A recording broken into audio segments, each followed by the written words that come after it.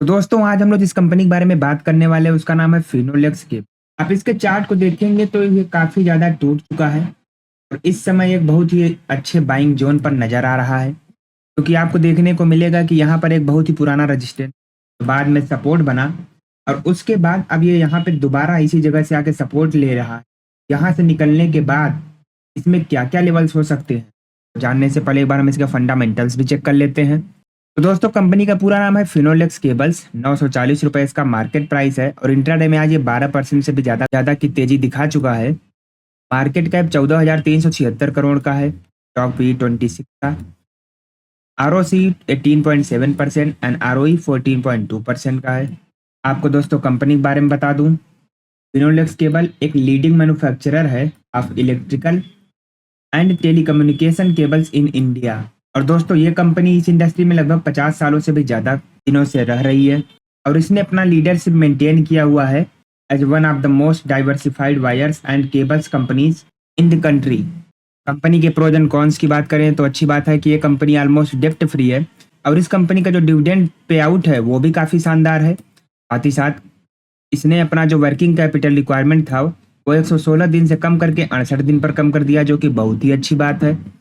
बाकी अगर हम इसके कॉन्स की बात करते हैं तो पिछले 3 सालों में इसका जो आरओई है वो सिर्फ और सिर्फ 13.9% की रेट से ग्रो किया है।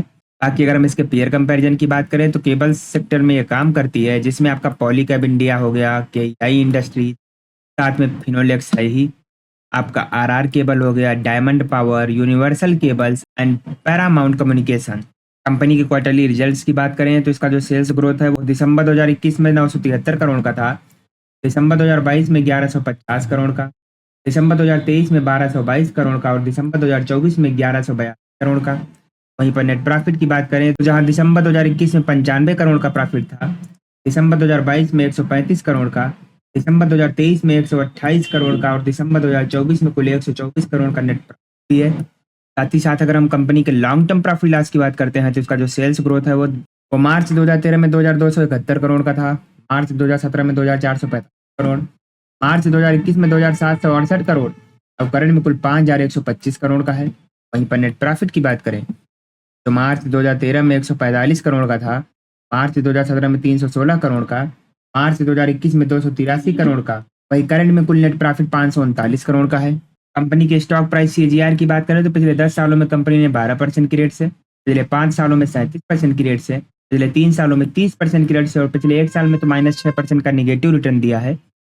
बाकी ओवरऑल अगर बात करें दोस्तों पिछले 5 और 10 सालों में तो इसने काफ़ी अच्छा रिटर्न दिया है। कंपनी की अगर हम बारोइंग्स की बात करते हैं तो जहां मार्च 2013 में 181 करोड़ का लोन था, मार्च 2017 तक सिर्फ और सिर्फ 1 करोड़ का लोन रह गया और अभी करंट में कुल सितंबर 2024 में कुल 19 करोड़ का लोन और रह गया है। इसकी तुलना में टोटल एसेट की बात करें तो 4,970 करोड़ का एसेट है, यानी कि इस तुलना में इनके पास जो लोन है ये लोन बस नाम मात्र का है, तो यहाँ पर डरने की कोई ज़रूरत नहीं है। कंपनी के शेयर होल्डिंग पैटर्न की बात करते हैं। प्रमोटर्स की हिस्सेदारी जहां मार्च 2022 में 35.92% थी वो दिसंबर 2024 में 35.86% हो गई है। एफआईआईज की होल्डिंग 9.36% से 10.99%, डीआईआईज की होल्डिंग 15.73% से 16.25% एंड पब्लिक की होल्डिंग 39% से घटकर 36% पर आ गई। यानी कि अगर ओवरऑल देखें तो पब्लिक ही है जिसने अपना पोजीशन कम किया, बाकी सब थोड़ा थोड़ा पोजीशन बढ़ा ही रहे हैं। दोस्तों अगर हम इस कंपनी के फॉरेंसिक एनालिसिस करते हैं तो इसमें आपको 8 पॉजिटिव संकेत और 7 निगेटिव संकेत भी देखने को मिलेंगे, यानी कि अच्छी बात है कि कंपनी के ऊपर ऐसी कोई खास लायबिलिटीज नहीं है जिससे कि इन्वेस्टर्स को कोई प्रॉब्लम हो। डेप्रिसिएशन का भी कोई इफेक्ट नहीं पड़ रहा है प्रॉफिट पर, कंपनी के प्रोमोटर्स ने कोई भी शेयर प्लेज नहीं किया है, रेवेन्यू इनका लगातार ग्रो कर रहा है। कैपेक्स वर्सेस आरओसी की बात करें तो पिछले 3 सालों में लगातार ग्रो कर रहा है। शेयर प्राइस भी पिछले 10 सालों से बढ़ रहा है। डेप्ट इनका जो है वो 100% डेप्ट फ्री है और वर्किंग कैपिटल इनका अंडर कंट्रोल है। बाकी प्रमोटर्स की होल्डिंग में कोई दिक्कत नहीं है। रिटेलर्स की जो होल्डिंग है वो अभी भी यहाँ पर थोड़ी ज़्यादा है, थोड़ा और पोजीशन कम हो। एफआईआई डीआईआई थोड़ी अपनी पोजीशन और बढ़ाएं।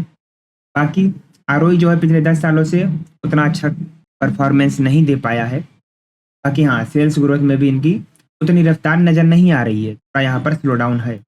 अगर हम इनके मार्केट शेयर की बात करते हैं तो 2% का इनके पास मार्केट शेयर है केबल के सेगमेंट में, 24% का वायर के सेगमेंट, कि रेवेन्यू की बात करें तो उनका जो प्रोडक्ट है, electrical cables around 60%, copper rods 27%, communication cables 8.1% and 3.9% others. Nation wide breakup करें तो 100% ये इंडिया के अंदर ही व्यापार करते हैं। और ऑपरेटिंग प्रॉफिट की बात करें तो इलेक्ट्रिकल केबल से ही इनको सबसे ज़्यादा 96% का मुनाफा भी आता है। ये कैपेक्स की बात करें, communication cables 72% and electrical cables 26%। तो दोस्तों एक बार हम फिर से इसके चार्ट पर आ चुके हैं। चार्ट पर हमने बताया ही कि यहाँ पर आपको 2 बार सपोर्ट देखने को मिल गया है और ये तीसरी बार है। यहाँ से अगर ये निकलता है, तो निकलेगा ही, जो कि मोस्ट प्रोबेबिलिटी है, जो कि ज़्यादातर चांस है कि यहाँ पर इसका एक लो बना हुआ है। यहाँ से अब ये ऊपर आगे बढ़ेगा। तो अगर आप एक पोजिशनल इन्वेस्टर हैं, आप कम से कम 1300 का लेवल यहाँ, उसके बाद अगर ये यहाँ से और भी ज़्यादा सस्टेन करता है तो जल्दी 1600 का लेवल भी देखने को मिल जाएगा। बाकी दोस्तों अगर आप इस कंपनी में इन्वेस्टेड हैं और अभी निकलने का सोच रहे हैं तो ये गलती मत करिएगा, क्योंकि अब इसका बेस्ट टाइम है ऊपर जाने का। बाकी हाँ, स्टॉप लॉसेस का ध्यान रखना। अगर ये 700 के नीचे आ जाता है और वहाँ भी ट्रेड करने लगता है तब आप यहाँ से निकल जाइए। तो वीडियो अच्छी लगी हो दोस्त, चैनल को सब्सक्राइब करना मत भूलिएगा और कमेंट में जय श्री राम भी लिख दीजिएगा।